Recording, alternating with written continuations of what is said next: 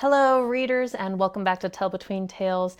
Thank you so much to all of my new subscribers that I have received recently. I've hit over 40. Woohoo! Thank you for joining us. Thank you to everybody who has commented on one of my videos. It's been really fun these last several weeks. And thank you for engaging and watching my videos. I appreciate you. Thank you so much.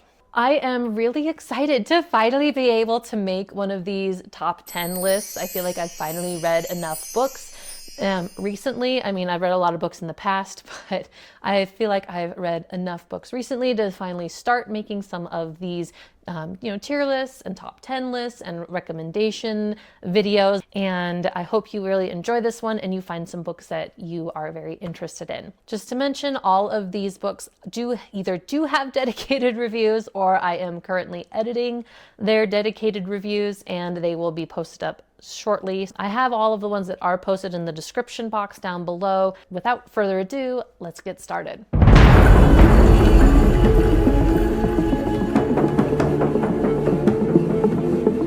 All right, so we are going to start my top 10 list. I have one honorable mention. I'm really trying to keep this a top 10 list without having like 50 honorable mentions. And this one there is a special reason why this is an honorable mention, and you'll know the second that I show it. And that is The Stormlight Archives by Brandon Sanderson. I feel like I've been talking a lot about Sanderson and Wind and Truth lately, but that's just because this whole controversy is fresh and new. I read almost the entire Stormlight Archives in 2024. I think I finished Way of Kings like at the beginning of January. I love the Stormlight Archives and the story and everything about it, and it was going to be my #1 spot until Wind and Truth came out. And now, because of what's in Wind and Truth and Sanderson explicitly coming out and stating that he is going to be putting woke ideology into his books, I know there are people that don't want that, and you have to know from the beginning that this book is where he's chosen to insert that. So if that's not something that you want and you know that that's where it's going to be going, you can still read it and enjoy it and love it, and just know that you'll be disappointed in this book. But the Stormlight Archives, up until this point, is a true masterpiece and is a phenomenal story. And the Stormlight Archives really is unparalleled to anything else that I read this year in story and in scope. You get really close to the characters and their struggles and their emotions and the things that they go through. The themes are universal and they are deep and they're compelling, especially in the earlier books. These books made me laugh, they made me cry, they made me want to jump for joy and say, yeah! The lore and the complexity of the magic system is all really well done, all really well explained, very fascinating. And I really enjoyed the conclusion to Wind and Truth. And you could read the first arc and be done, which is what I am doing. We are going to get started with our top 10, starting with number 10. A lot of these books, I'll just have to put the picture up here because I do a lot of digital reading, so I don't have physical copies of all of these books. But number 10 is going to be Divine Rivals by Rebecca Ross. Now I know there's going to be a lot of people, they're like, how could it be down so far? How could it be number 10? And I would say probably because I'm not entirely sure that I'm a romantasy reader. I love epic fantasy. That is my jam. I have been trying to read more romantasy, and Divine Rivals was one of them, and I really did like it. It made my list of top 10 of the year. In Divine Rivals, we follow a journalist named Iris Winnow as she travels to the front lines of the war to report on the realistic events of the war and what that looks like. So the war is between two warring gods. We have Enva, who is the patron goddess of the city of Oath, which is where Iris and pretty much all of the humans are from. And then we have Dacker, who has risen from the underground and declared war against Enva, and he is recruiting humans to his cause to fight this war. And so Iris is reporting on the true state of the war, which is important because there's a lot of politics going on in Oath, and the people of Oath are wanting to turn a blind eye to it. They don't want to send people out to go fight, and we don't really follow step by step all of the political maneuvering and conniving. We just learn about it through the journalist's perspective, and we know that it's going on, but we don't follow those politicians. So while this sounds like it could be a really heavy book, it's actually a fantasy romance, and I thought it did a really good job of balancing the two sides of the fantasy romance side and the world, the war, and that plot line, and balancing those two things so it wasn't entirely heavily focused on we're just focusing on the romance. This one definitely has a lot more world development and a lot more plot line around it. It does a good job of showcasing the tragedies of war and how it affects not only the soldiers who are fighting in the war, but also the people who are in the communities and on the fringes of where the war is being fought, and the people who live in the cities that have been captured, the people who are refugees that have had to flee the front lines as Dacre's forces are progressing towards Oath. So we do get to see how it affects more than just the soldiers in the fighting, especially with Iris not being a soldier herself. It also has the themes of seizing the moments of happiness when you can, even though the world is falling apart around you, that there still can be rays of light and there still can be moments of happiness and connection, and we need to seize those moments when we can and not to let them pass us by and just wallow in misery and the terrible things that are going on, which would be a very valid way of handling it, but it really focuses on how important those moments are. The magic of this world really shows up in a lot of small and quirky ways. So for example, Iris's typewriter is enchanted, and you'll find out how and why and what that means in the story. All right, so next up, number 9 is going to be The Last Unicorn by Sir Arthur Beagle. And this is just such a sweet, timeless classic. I grew up watching this movie when I was a kid, and I had a great time with the book. The book has a lot more depth, a lot more story in it than the movie does, and it's definitely a great read for people of all ages. I mean, your tweens, teenagers, and adults, all those age groups could read it and really enjoy and get something out of this book. This is the magical tale of a unicorn who discovers that she is the last of her kind in the world, and so she decides to leave her forest and go off on a quest to find her people, to find the unicorns and see if she truly is the last. Along the way, she meets up with a bumbling magician named Schmendrick, and an outlaw maiden named Molly, who each have stories of their own. They each have a purpose and they each have a place in their quest as they travel to King Hager's kingdom, and they search and find the events surrounding the Red Bull, and they're trying to find the truth about the Red Bull and about King Hager. The book discusses themes such as courage, overcoming self-doubt, discovering the strength within yourself, the importance of truth versus the importance of a legend, and what it really truly means to be a hero, and sacrifice. All in all, it is a sweet, timeless classic tale, and I would recommend it to everybody. All right, number 8 is Sabriel by Garth Nix. Sabriel is a YA series. It has an original trilogy, Sabriel, Lyriel, and Abhorsen.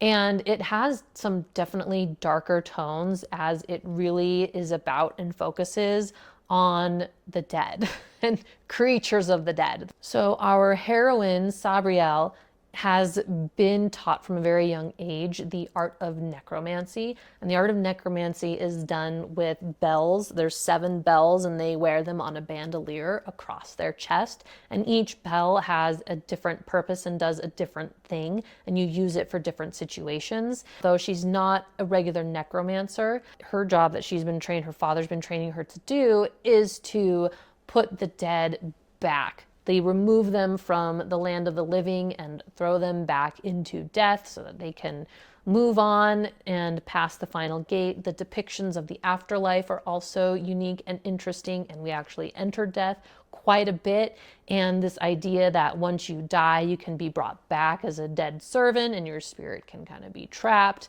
And there's a lot of creatures, different types of creatures that are dead creatures that necromancers can create by binding souls, and they're all a bit spooky and a bit creepy. I mean, it didn't bother me at all, but I had to be a bit more aware of when I was listening to it, because I did do the audio, and the audio is great. The narrator does a great job, because, you know, my 6-year-old and my 4-year-old, if they were listening to it, they could be a little bit creeped out by it.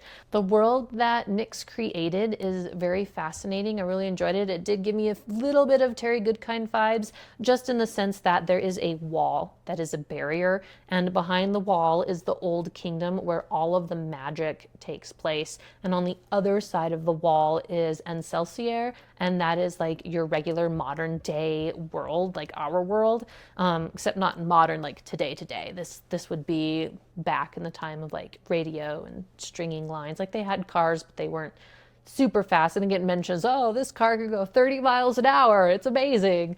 And so they do have this split, divided world where the magic is all in one area, and it kind of bleeds into Encelsier a little bit, but the further you get from the wall, the more that fades into eventually it's just completely gone. And the Old Kingdom and exploring the Old Kingdom is very fascinating, and there's lots of different types of magic. There's the necromancy magic with the bells, there's the charter magic with symbols, and you create spells and you have a whole bunch of charter marks strung together. And then you have the magic of the wind, which is done with whistles.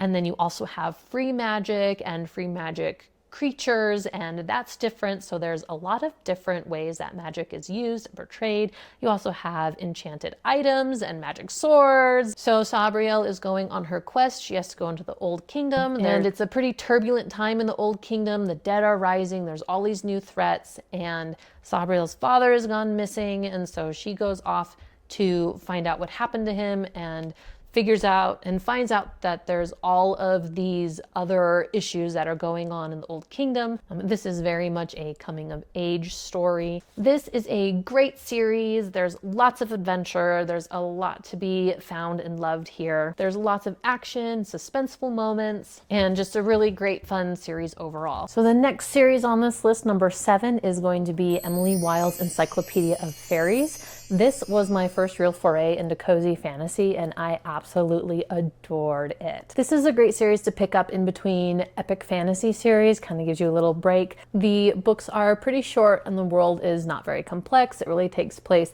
in our world over in London, where Emily is from, and the stakes are pretty low in this book in the sense that the whole world is not going to end. There is no great evil that we are trying to defeat or overcome.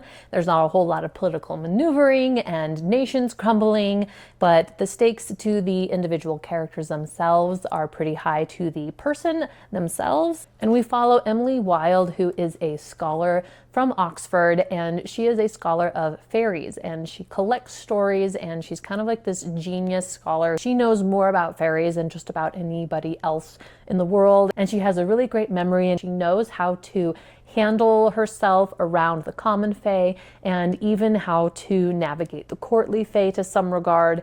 And she is going to Le Jocelyn at the beginning of this book. It opens up with her in Le Jocelyn, and she is there to study the Le Jocelyn fae and get their stories, as this is the last piece that she needs for her encyclopedia that she is writing. And while she is a brilliant scholar, she's not a very good people person, and so she pretty quickly offends the people of the little town of Le Jocelyn and kind of just gets herself into a mess. And while she's doing really great on her research side, she's struggling trying to just like keep the fire going, and she really needs the people of the town to open up to her and tell their and tell her their legends and their stories for her book. Things aren't going exactly the way that she planned, and then her counterpoint, her colleague, shows up. His name is Wendell Bambleby, and he is the exact opposite of Emily, and he's very charismatic and he's very friendly and everybody loves him, and he's also very, very lazy. So he's her exact opposite pretty much in every way. And together they go about doing their research, and they get entangled with the courtly fae. And the courtly fae are the ones that look more like humans. They can often be more dangerous than the common fae, which traditionally look more like beasts. Often when humans encounter the courtly fae, they end up leaving them drained of all emotions or like wandering through the forest. It tends to have dramatic ramifications for the rest of that person's life, even if they survive the encounter. So the legends of the courtly fae and the events that Emily and Wendell end up getting entangled with were really entertaining and really fun to read. It was really fun to read the banter back and forth between Emily and Wendell. They have a really good fun relationship, and they play off of each other a lot, and so that's really fun to read. This story is told through the perspective of journal entries, and so Emily is writing in her journal, and I still just really really loved it. Its sequel, A Map of the Otherlands, was also a fantastic time. It's more of Emily and Wendell and continuing their story. And then the third one, which is A Compendium of Lost Tales, is coming out this year. I've already got it on pre-order. I'm excited to read that one as well and to finish the series and to see how she concludes it. For number 6, we have The Alloy of Law, or rather Mistborn Era 2. My favorite in this 4-book series was actually the second one, which is Shadows of Self, which may be an unpopular opinion. I think the later ones are a lot more popular. But The Alloy of Law is Mistborn Era 2. You definitely need to read Mistborn before you can read Era 2. This is by Brandon Sanderson, and I still feel like I can pretty much recommend anything that Sanderson has written before Wind and Truth, as before that time he still stuck with his traditional values, and those are the books that really drew me to him as an author in the first place. It has a lot of different vibes than Mistborn Era 1. The world has moved forward. It's been about 300 years from the events in Mistborn Era 1. So it has much more of a Western vibe, with Waxilium Landrian being the lawman of the Roughs, but that time is really behind him when the books open up, and he is going back to Elendel. And he is pretty much your gunslinger character. He thinks very methodically. He's the one that's going to figure things out. And then his sidekick, Wayne, he's got his own abilities, and he's able to really disguise himself and blend into a lot of different situations. And I really like how we expand upon what we knew in Mistborn. We find out what the other metals are. There's a lot more metals than they knew about in Mistborn. And we find out what those are and what they do, and that was really fun and interesting. And the storyline of Alloy of Law is kind of your classic cops and robbers story, where Waxilium is the cop, and then he's chasing down this group of people where they have been doing train robberies as well as kidnapping people. And he at first said, no, that life is behind me, but then of course he gets entangled up in it anyway and launches the investigation to figure out what's going on and try to stop this group of people, and to figure out why people are getting kidnapped and what their agenda really is. And of course, in the first one, we start off with like that surface level knowledge, and then in the second one, it goes a little bit deeper and it gets a little bit more Cosmere in book 4, which is really fun. I always enjoy seeing all of the Cosmere connections. Now you can still understand it even if you have not been well versed in the Cosmere and all you've read is Mistborn Era 1, you can still understand everything in Mistborn Era 2. I also hold the unpopular opinion that I really like Waxilium a lot better than Wayne. Wayne got on my nerves so much, especially by the 4th one. I was just done with him I was like, you are such an annoying character. I don't find your humor funny at all. And I am sick of reading about you. And so I know that a lot of people actually are the other way around. They think that Waxillium is a little bit more bland, he's a little bit more vanilla, and Wayne is the more interesting one and the more lively one. So you'll just have to read it yourself and let me know what you think. All right, now we are going to enter in the top 5. And on the 5th spot, we have The Starless Sea by Erin Morgenstern. This is here because this is a book that really sat with me for a long time and made me think about it long after I had finished it. This is a book that really challenges the reader to make connections and put puzzle pieces together, to think about the story that's being told and the stories that are being told, and to interpret metaphors and interpret symbols in order to put everything together. And because of that, it was a much more intellectually stimulating read than some of the other books. And that was something that I really appreciated. It's definitely not a book that's for everybody. And we'll talk about this in a second about how it's set up and the story that it tells. It is really a love letter to reading, and it is told in a way where we have a main plot line that does go through the whole book. It is almost like a spider web or like a jigsaw puzzle in that you have every other chapter we follow our main character, Zachary as a Rollins. It starts with you get 3 chapters that are from this book called Sweet Sorrows, and each chapter is a short story. And these short stories are beautifully written. The prose is very elegant and very eloquent, and I absolutely loved listening to these short stories. This one has a theme and a thread that runs through the whole book, ties it all together. Every story is important. Every story has a place. And these books are actually, it's like Sweet Sorrows is a book that the characters are actually reading. And you need to know what's in those stories to understand what's going on in the main plot line. So our main plot line, which is following Zachary, it begins where he's in college and he checks out a book from the college library called Sweet Sorrows. And that really launches the events of the story. And he really gets entangled up in this whole mess that is surrounding the Starless Sea, and he finds himself in this book and he wants to know why.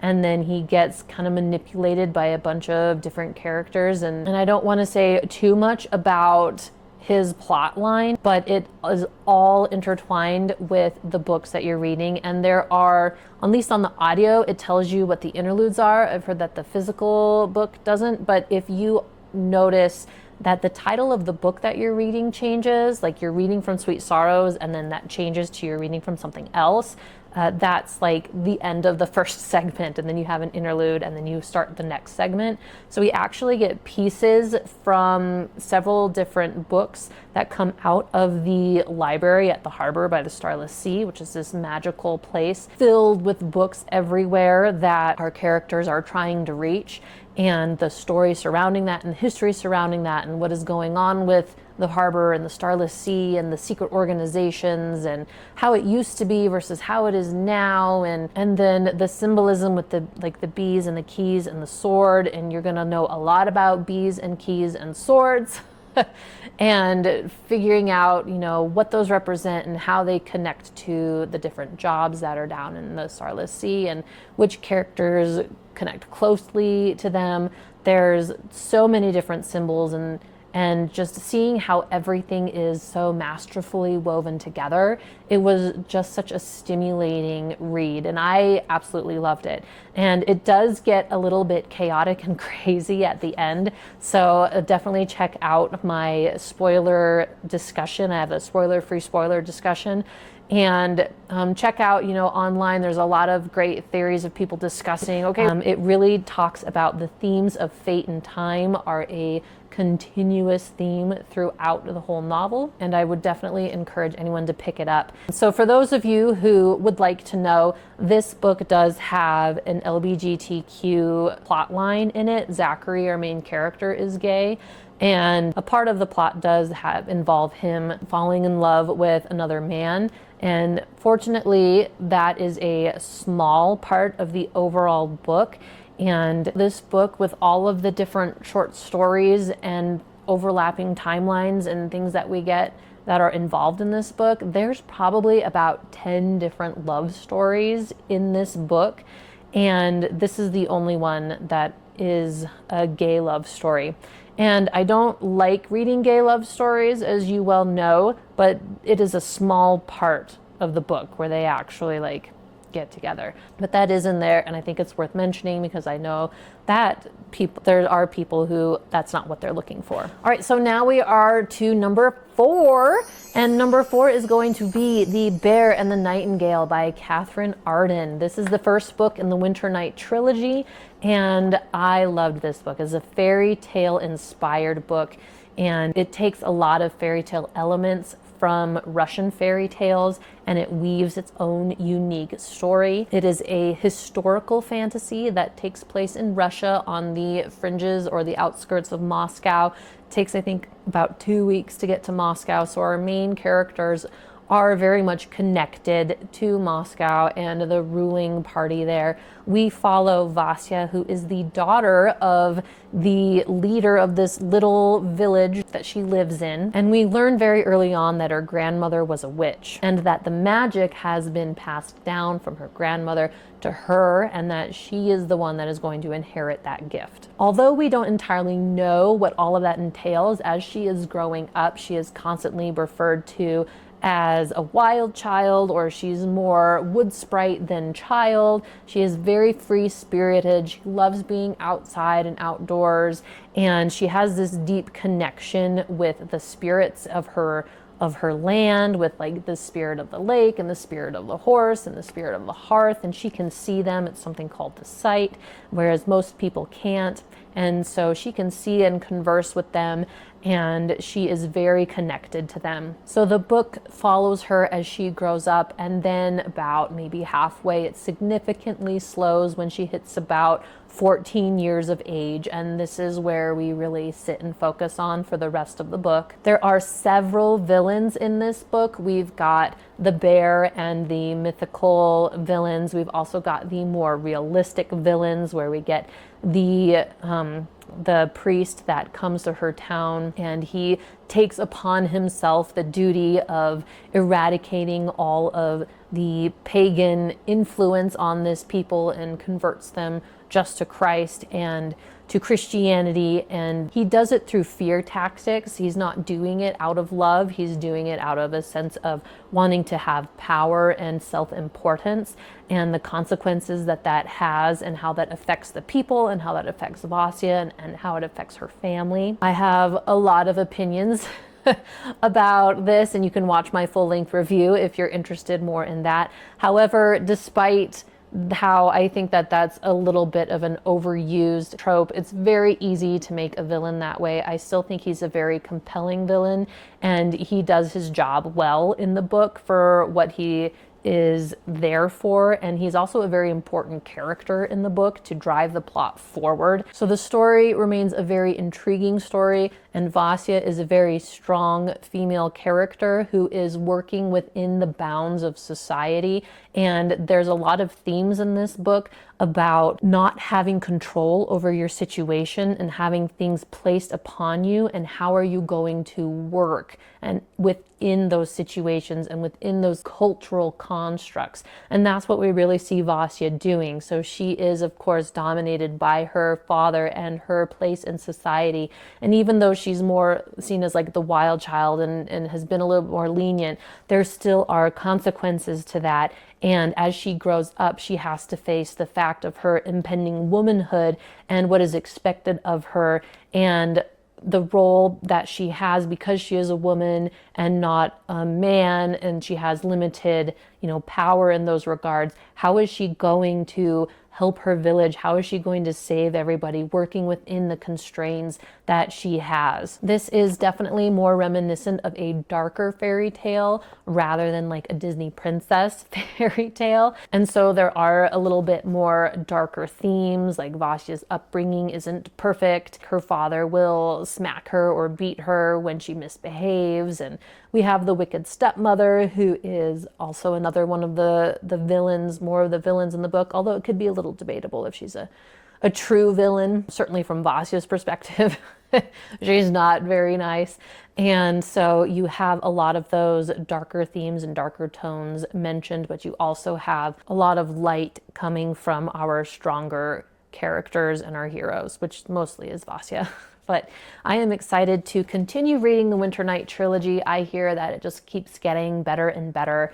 And the second one is The Girl in the Tower. The third one is The Winter Witch. And I'm planning on picking those up sometime later this year. All right, number 3. This book is here simply by prejudice because this is a topic that I absolutely love and it's my list. And so I get to choose what goes here. And that is Immortal Dark by Tegest Irma. Is this the best book that was written? No. But for all of its flaws, it has a lot of good points too. This is another book that is not going to be for everybody. This is a vampire dark academia book, and it is pretty dark. But the story that is told in this book is compelling and heartbreaking. You feel so much of Kadan's pain as she struggles through the feelings of extreme self-loathing and that she's failed her sister, and she is so worried about her sister, and she's trying so hard to find her sister who was kidnapped by vampires and bring her back. She doesn't even know if her sister is still alive, but she is pretty much willing to do anything to find her sister and get her sister back, as is showed in the very beginning of the book, where it makes her go to a very, very dark place. You find out at the very beginning that she's killed someone to try to pull information out of them to find out what happened to her sister. And we find out how that event has just eaten away at her and really changed her, and how guilty and how horrible and she feels and how much self-loathing she has. So much so that she just is pretty much planning on killing herself once she finds her sister to relieve the pain. She carries a little blue pill around with her all the time, and every day she has to choose, am I going to live today? And overcoming those deep, dark emotions, and it is so heartbreaking. She also struggles as she enters Uxley University. You can see the gates on the front of the book.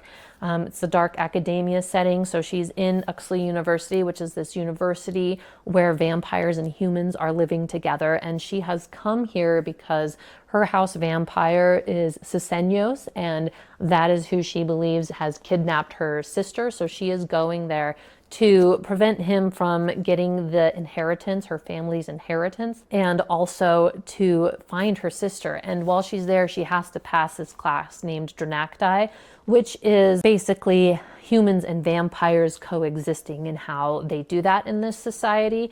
And this is something that she never wanted. She wanted out. She was going to live a normal life with her sister. And so when she comes into this environment, she has extreme prejudices towards the vampires and towards the other people who have chosen to live this way. And she has to face those, and she has to come to terms with that and really examine that inside of her and see if those are true and accurate, or if maybe she needs to change something there. She has a lot of rage that's built up inside of her from all of these emotions and all of her self-hatred, and she has to deal with that as well as she projects that rage onto pretty much everyone and everything around her, and that often gets her into trouble. And I also enjoyed the unique spin on vampire history and vampire culture, as this is inspired by Ethiopia, and I really liked the whole idea of the 3 binds, how the vampires used to be so much more powerful until they were bound, and how that's been affecting them since then. And it does have an ever so slight Twilight vibe, just in the sense that Kadan is a teenager, and then you have Sisenyos, who is like an ancient vampire. The language in here isn't my favorite, but it's not bad enough that it deters me from reading it. And I'm going to read the next one too. All right, so number 2, we have Spinning Silver by Naomi Novik. Oh my goodness. I love, love, love, love this book.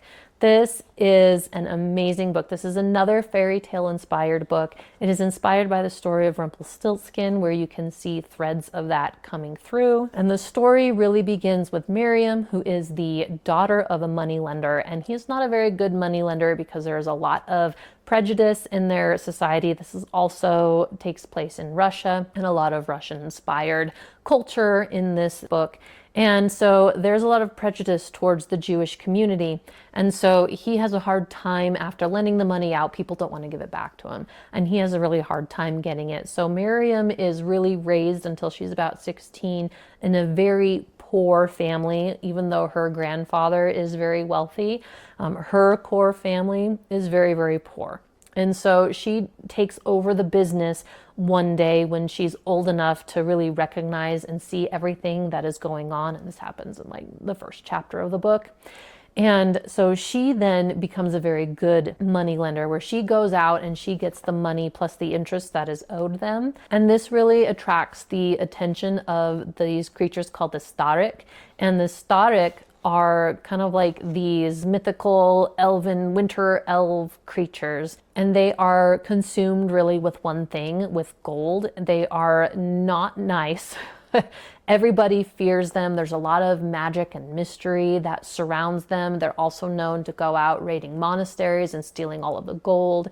And so when they see how Miriam can create more money or more gold out of nothing, then that really intrigues them. We also have a couple other characters that are really interesting. We have Wanda and we have Irina, and these three make up our three main characters, with Miriam being the first, Wanda and Irina. Wanda, it comes from a very, very hard background. Her father is abusive and her mother died in childbirth. And she has a very sad upbringing and a very sad story. And her story, as she evolves and she gets involved with Miriam and the events that are happening and how she has to overcome, she has to face this darkness within her, and hers is really a coming into her own, almost a coming of age story, but overcoming all of that trauma that she endured as a child and working to develop feelings towards her siblings, whereas before it was every person for themselves. And in the situations that they get involved in, how they have to change and grow and navigate that. And then likewise, Irina, who is the Duke's daughter, we see those same themes, maybe on a little bit of a lesser scale, because she obviously wasn't abused and she was raised in luxury, but she also has her own demons, as she is the unfavored daughter. She is the one that is not as pretty as everybody else, and she has to navigate like the court system in this unfavored position. And so we have that viewpoint as well. So we get these three heroines who are all people who have in some way or other been oppressed or been raised in less than ideal circumstances, and how they find their power within themselves and overcome them. This story is absolutely amazing. It is so good. And I don't want to say too much of the actual plot line because it gets spoilery really fast. And so I just recommend go pick it up. It was obviously my number 2. I loved this book. You can't go wrong. This one is nice too because it is a standalone. So this is great to read in between series or just pick up whenever you're ready for a wonderful contained novel within and of itself. It's fantastic. And now we are at number 1, drum roll. Okay, number 1 is going to be Theft of Swords by Michael J. Sullivan. This was a great read and a fairly recent one. I read it in November. I feel like November was the month that I read like a lot of these. I read 3 of these books on this list in November, so that was a great reading month. This is an epic fantasy. I've only read the first one. I am planning on reading the next 2 this year. So this is an epic fantasy that follows 2 thieves. Their names are Hadrian and Royce. And these 2 thieves have amazing skills, and they're, above average. Not only above average, but like the best of the best in their society. And because of this, they have their own little group called Riera, and that's exceptional in and of itself, because this is definitely a middle age world where you have guilds, and you have the guild societies, and being your own thieves outside of the Thieves Guild is pretty much unheard of. And so it's talked about a couple times. Oh, wow, they're independent from the Thieves Guild. How did they manage that? And well, it's because they're so amazing. And in a lot of ways, it's good to go into this book without knowing a whole lot about the plot, because there's things that happen at the very beginning of the book that are definitely a lot more suspenseful, and if you don't know what's going to happen and how like all the events of the story really get launched. Another thing to know is that this book is actually 2 books in one. So you have 2 complete separate stories, even though they happen like not so much back to back, but it's the continuation of the story, but within one book. And so you have 2 separate climaxes, 2 separate resolutions. And that at first was totally confused me. I was like, wait a second, we're winding down and I'm only halfway through the book. What's going on? So it does have 2 complete individual books. So if you took all 3 books in this series and really broke them up into smaller ones, I guess there would be 6 total, but they're not sold that way. They're only sold in the trilogy set, and each trilogy is going to have the 2 books in them, at least.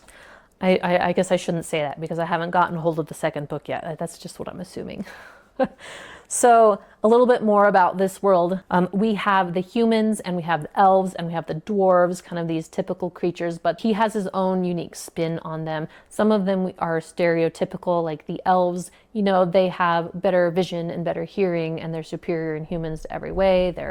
They don't die, right? They are immortal. And then the dwarves, they work the metal, they work the stone, they live underground.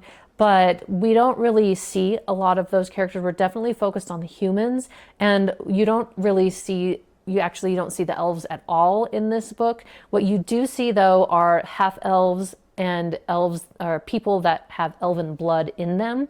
And that group of people is very much shunned by society. They have been made the enemies. They kind of live out on the fringes. They're not welcome in the cities, and they're not welcome in the inns. And a lot of them are just struggling to stay alive because they're completely outcast. And along with that, the religious history and the mythology and the lore of the world also has its own unique take, where you get to learn all about the gods and how these different races were created and how humans fit into that, and the wars that ensued, and why humans worship the god that they worship, and what was going on. The gods had their own strife and troubles, and there's all of the mess that created. And so we get to learn about all of that lore, which is super interesting. I always love learning about all of that stuff. And we also have the magicians, which you don't really see magicians anymore because there was the ancient empire that got shattered into all of the groups and the different kingdoms that you see today, and the magicians were a part of that in the empire. So there's definitely lost civilization and lost knowledge. What you kind of see today is just a little bit of pandering in magic, and it's also really been villainized, and anybody who practitions it is often seen as practicing black magic, and really the power of that has been lost, along with ancient fighting techniques where the empire used to have the greatest warriors, and the techniques that were known to those warriors also got lost. So anybody who knows even one of the several techniques that the ancient warriors knew definitely has an edge in battle and in fighting, and that comes into play as like the nobility and their dueling skills, right? And so you have all of those components as well. And of course, naturally, our heroes, our thieves, get entangled in all of this mess, in all of like the church and the politics and everything that's going on, and all of the conspiracies and whatever nonsense is, and the world gets shaken up, right? And our characters are right in the middle of all of it. And it's kind of an interesting take because our guys are obviously working towards what they, on the side that we would consider is the good side, to undermine like the bad guys. But like our characters really are the bad guys because they're the thieves. And so that's a really interesting dynamic and play on the whole theme of like good versus bad. And I listened to this on audio, and I thought that the guy who read it, I should look up his name, I'll put it up here, the narrator did a really great job with the audiobooks. I'm planning on finishing up the other two on audio as well. And there you have it, my top 10 list of 2024. I hope you enjoyed and that you put everything on your list. Unless, I know there's some that aren't going to work for everybody, but I hope you found something that really piqued your interest. Let me know down in the comments below what you think you might pick up and what sounds interesting to you. And we will see you next time. Thank you very much. Bye.